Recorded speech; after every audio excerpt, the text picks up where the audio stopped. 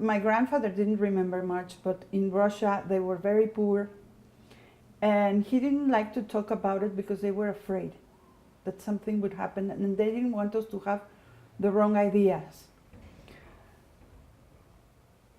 I remember when he passed away, we were looking for his Tallit, and my brother climbed the stair to the place where he always kept his Tallit, and we found this very old bag, a very small bag with a Magen David on it, but very, very strange for us. We opened it and we found out it was a very old Tallit.